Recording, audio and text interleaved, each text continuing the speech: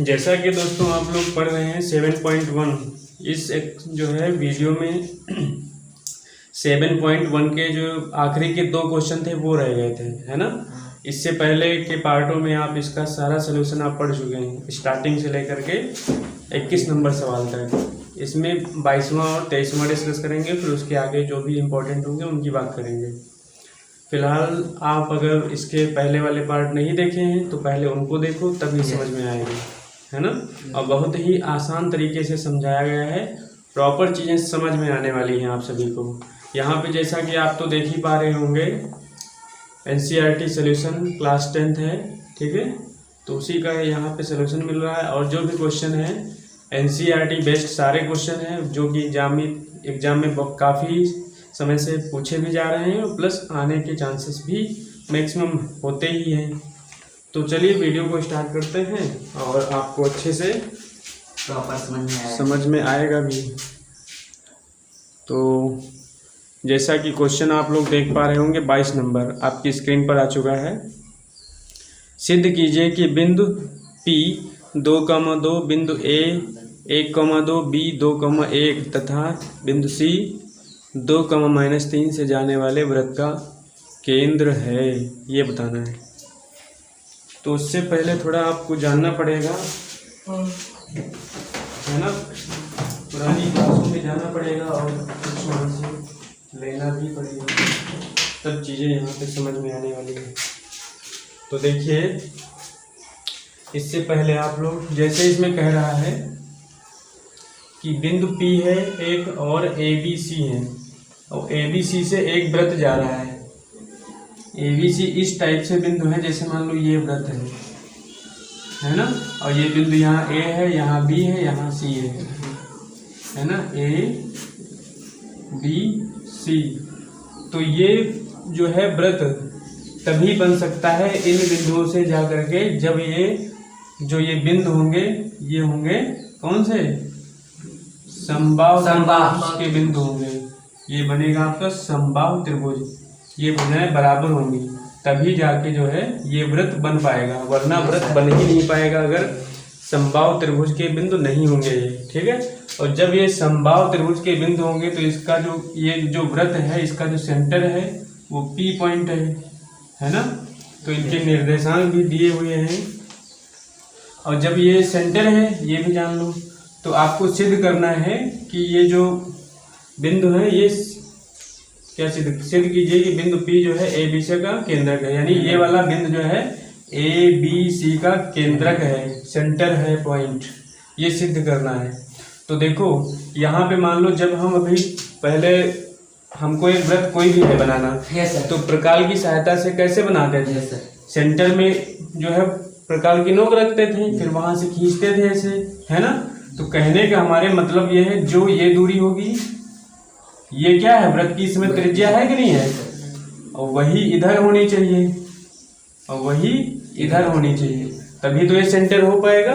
तो तीनों स्थितियों में अगर दूरी सेम आती है ये, तो ये इस वृत्त का केंद्र होगा, है ना। A B और सर B जो है सर इसकी लाइन, हाँ, यानी जो ये दूरी है और ये दूरी है, ये दूरी ये बराबर हमको दिखानी है। कहने का हमारे मतलब ये है। इंपॉर्टेंट क्वेश्चन इसको लगाओ, बहुत ही अच्छा क्वेश्चन है ये।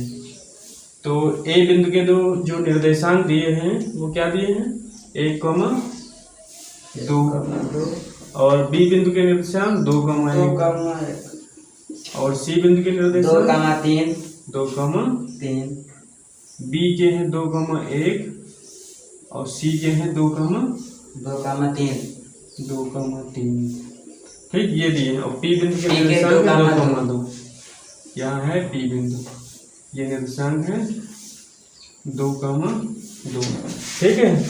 समझ में तो आ रहा होगा, ठीक है।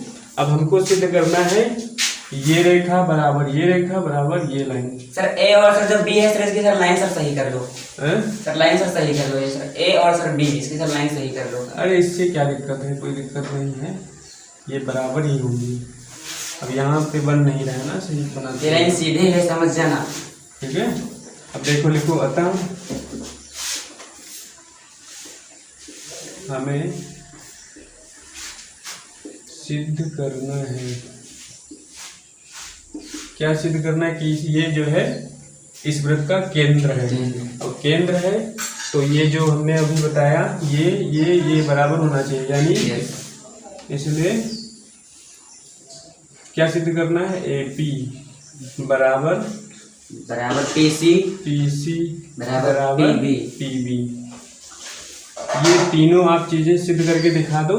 मानो ये जो P पॉइंट है ये ABC का केंद्रक हो जाएगा और साथ ही साथ उस वृत्त का भी केंद्रक हो जाएगा, है ना।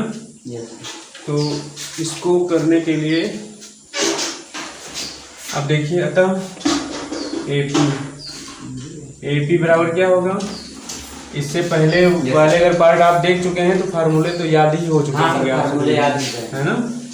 तो यहाँ पे फार्मूला हम x2 माइनस x1 लिखेंगे। क्यों लिखेंगे, क्योंकि ये x1 y1 मान लोगे, ये x2 y2 मान लोगे, और देखो ये x1 से x2 बड़ा है तो आसानी हो जाएगी x2 से x1, वैसे हो वैसे भी जाएगा, कोई दिक्कत वाली बात नहीं है, लेकिन फार्मूले दोनों काम करेंगे, है ना। Yes sir. y2 minus y1 का होल स्क्वायर, यही होता है दो बिंदुओं के बीच की दूरी का फार्मूला। सभी को आना चाहिए, और नहीं आ रहा है तो जल्दी से जितनी टाइम क्वेश्चन को लगाया करो उतने टाइम फार्मूला लिखा करो, याद हो जाएगा लिखते लिखते। x2 क्या है 2, x1 क्या है 1, 2 माइनस 1 का स्क्वायर प्लस 2 माइनस 2 का स्क्वायर, y2 कितना है 2 और y1 कितना है, ये 2 है ना। Yes sir.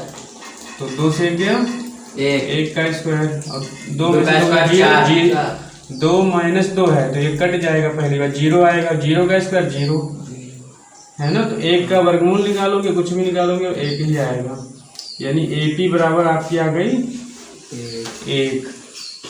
ठीक है, इसी तरह से PC भी निकाल लो। PC बराबर क्या होगी, देखो ये है P और ये है C, यानी ये वाली रेखा निकालनी है आपको। तो 2,2 और 2,3, इसको मान लो x1 y1, इसको x2 y2 मान लो। अब फार्मूला तो एक बार लिख ही चुके हैं। Yes sir. x2 minus x1 यानी 2 माइनस 2 का स्क्वायर, और plus y2 minus y1 3 minus 2 का स्क्वायर, y1 है 2 y2 है 3। Yes sir. वही इसमें भी आने वाला, ये 0 हो जाएगा और ये 3 से 2 गया 1, 1 का स्क्वायर 1, यानी एक ही आंसर आने वाला है PC भी 1 आ चुका है आपका। इसी तरह से आप PB भी निकाल लेंगे, है ना। PB ऊपर जगह है, ऊपर लिखिए, तथा PB बराबर क्या होगा, अब PB ये वाला होगा। तो देखो, चाहे इससे इसको घटाओ या इससे इसको करो, वो आसान है। तो अभी तक आपने x2 माइनस x1 की भी किया है, इसमें भी कर लोगे, 2 माइनस 2 का स्क्वायर, है ना, plus y2 minus y1, y2 है 1 माइनस 2 का स्क्वायर, आने वाला बनिए ये 0 आ जाएगा, और 2 से 1 गया 1, माइनस 1 आएगा, माइनस 1 का स्क्वायर करोगे तो आएगा तो एक ही, 1 का वर्गमूल 1। यानी आप क्या देख पा रहे हैं, यहाँ सब बराबर, यहाँ AP हो या PC हो या PB हो, ये तीनों क्या है, बराबर हैं। अतः PA बराबर PB बराबर PC, तीनों बराबर आ गई, इसलिए P एक वृत्त का केंद्र है। बस ये हो जाएगा, इतना करना था। बाकी ये क्वेश्चन अच्छा है, इसको आप लोग देखिएगा बहुत अच्छे से, क्वेश्चन एकदम बहुत बढ़िया है, लाजवाब क्वेश्चन है, आने वाला क्वेश्चन है, इंपॉर्टेंट लगाओ इस पर, और ये पेपर में 100% चांसेस है कि मिलेगा। ठीक है, इसके बाद जो क्वेश्चन है वो आप लोग देखेंगे 23, राज्य प्रकाशन हो आप सभी के पास तो ओपन कर लेंगे, नहीं है तो ये NCERT में भी मिल जाएंगे। देखिएगा, सिद्ध कीजिए कि बिंदु 2, -2, 8, 4, 5, 7 तथा -1, 1 आयत के क्रमागत शीर्ष हैं। अब आयत के बारे में बात कर रहा है। ये नोट हो गया था? हो गया नोट? नोट करना है? ठीक है, तो अगला क्वेश्चन करते हैं। ये आप लोग भी नोट कर लीजिएगा, ठीक है? वीडियो को पॉज करके नोट्स भी साथ में आप लोग बनाया करिए, क्योंकि नोट्स नहीं बनाओगे फिर आगे प्रॉब्लम होगी बोर्ड एग्जाम के लिए। जब प्रिपरेशन करोगे तो उसमें जो है आपके नोट्स बहुत हेल्प करेंगे आपको। तो इसमें जो है कह रहा है आयत के शीर्ष में ये सिद्ध करना है आपको। तो एक आयत पहले बनाते हैं।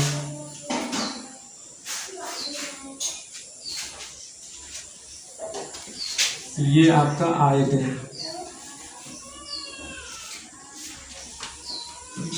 ठीक है?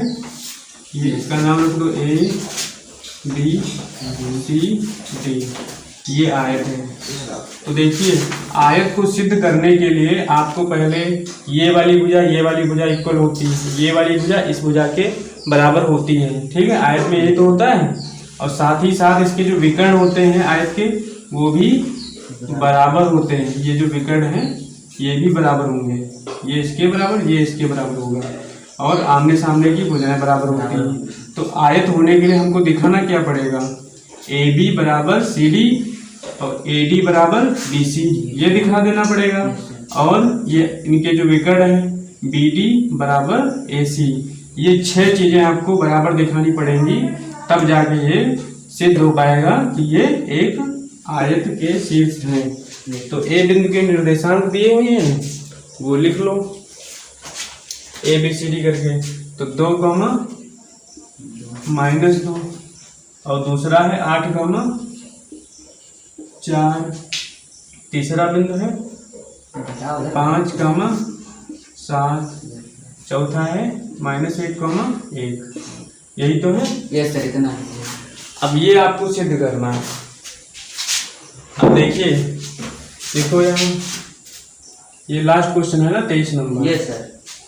आखिरी क्वेश्चन है, लाजवाब क्वेश्चन, ये सब सारे अच्छे क्वेश्चन है। चूंकि ABCD एक आयत के शीर्ष हैं, इसलिए AB बराबर CD होगा। एक रेखा ये तुमको बराबर दिखानी पड़ेगी, ये वाली इसके बराबर और ये वाली इसके बराबर, यानी AD बराबर BC तथा AD बराबर BC दिखाना पड़ेगा। ये 2 कंडीशन दिखानी पड़ेगी। तीसरी कंडीशन ये दिखानी पड़ेगी, जो ये इसका विकर्ण है ये वाला और ये वाला, ये दोनों बराबर, यानी AC बराबर BD तथा यहाँ लिखो तथा विकर्ण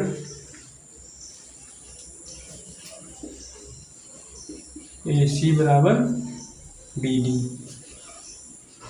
इतना दिखा दोगे तो ये पता चल जाएगा कि ये एक आयत के शीर्ष है, ठीक है? तो बारी बारी से AB निकालो, फिर CD निकालो, AD, फिर BC, फिर AC, फिर BD, ये सारी चीजें निकालनी पड़ेंगी। Yes sir. 1 बाय 1 करके। तो निकालिए। इसलिए AB बराबर, अब वही फार्मूला है जो भी लिखे थे। AB क्या है? ये वाली। तो x2 - x1 लगाओ या x1 - x2 लगाओ, आपकी मर्जी है, जो भी लगाना लगाओ। इसको मान लो x1, इसको y1, इसको x2, इसको y2, ठीक है?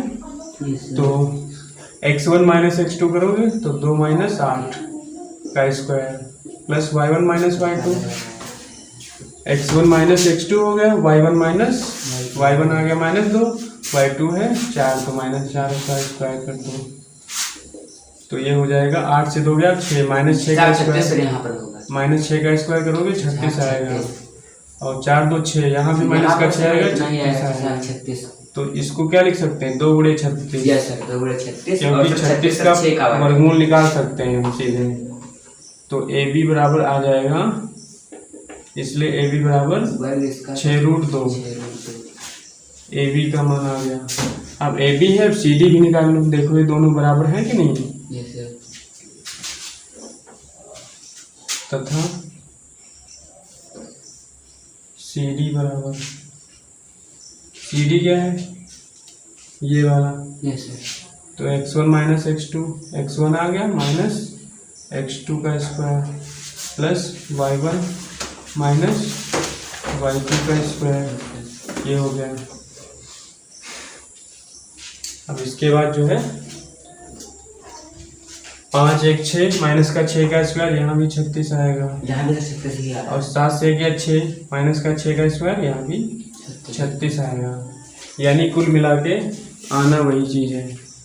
तो ये जो है सी डी बराबर क्या आ जाएगा इसमें? सी डी बराबर, यहाँ भी 36 36 था, सीधे ही लिख दो, है नहीं? लिख सकते हैं 6√2, ये सी डी आ गया।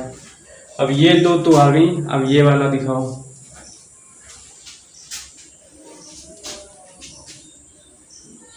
तथा एडी,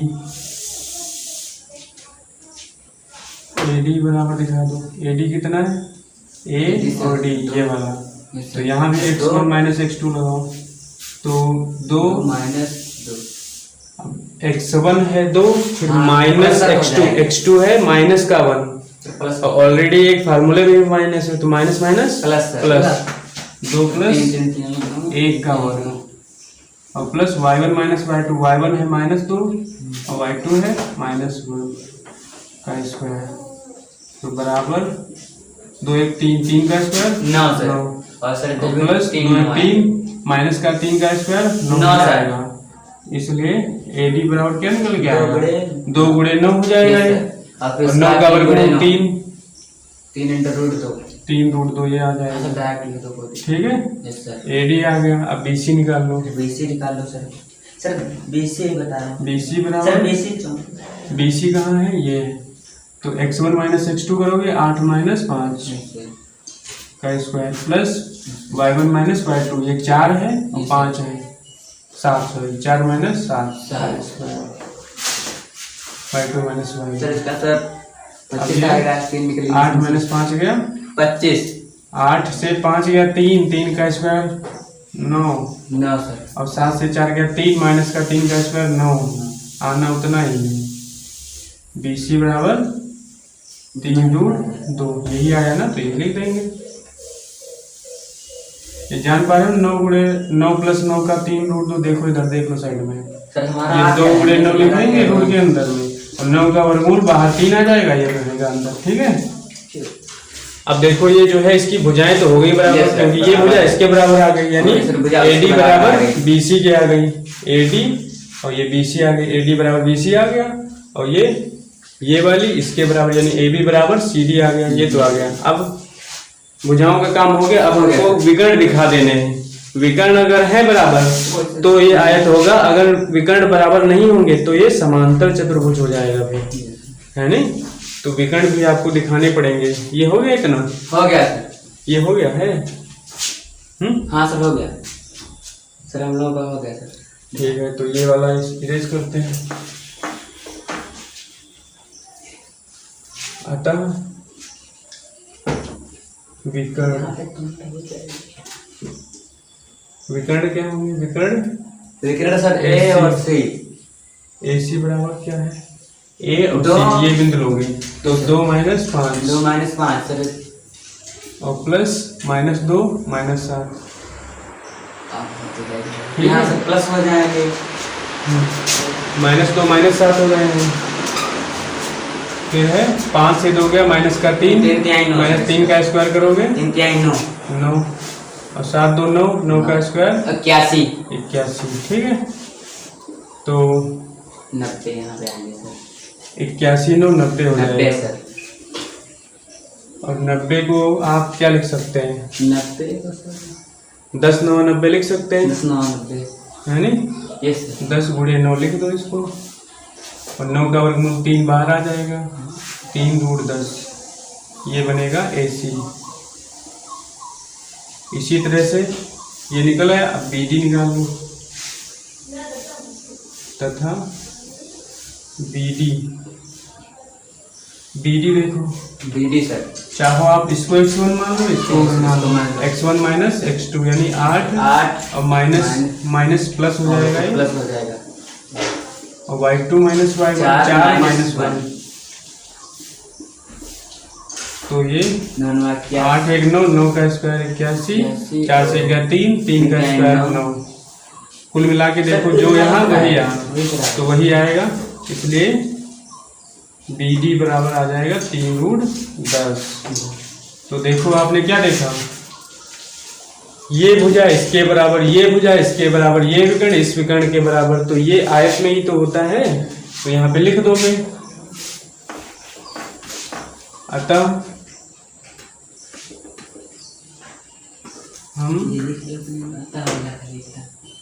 देखते हैं कि AB बराबर CD, ये देखा आपने, और क्या देखा, AD बराबर BC, यानी ये भुजा इस भुजा की, ये भुजा इस भुजा के बराबर, तथा विकर्ण जो आपका AC था वो किसके बराबर है, BD के, AC विकर्ण BD के बराबर है। और ये चीजें कहाँ होती हैं, आयत में, आयत में सर। अतः यह एक, अतः यह बिंदु या यह शीर्ष एक आयत के, एक आयत के निर्देशांक होंगे।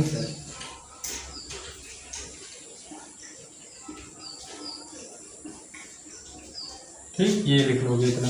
क्वेश्चन ये भी बढ़िया है, सिर्फ इसमें प्रोसेस है, ये भी आया हुआ क्वेश्चन है आपका।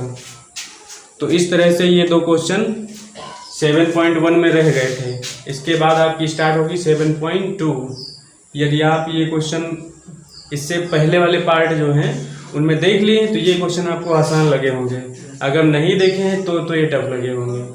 तो पहले अगर नहीं देखे हैं तो पार्ट 1, पार्ट 2, पार्ट 3 ये सब देखो। प्लेलिस्ट में जाकर के 10th प्लेलिस्ट है NCERT 10th प्लेलिस्ट, उसमें जाओ और देखो जाके फटाफट, देन इसको देखो, आगे बहुत अच्छे समझ में आने वाला है। और जितने भी टॉपिक डिस्कस हो चुके हैं वो भी आप लोग देख लीजिए, क्योंकि सेलेक्टेड क्वेश्चन सारे लिए गए हैं, तो उनका रिवीजन बहुत अच्छे से करिएगा।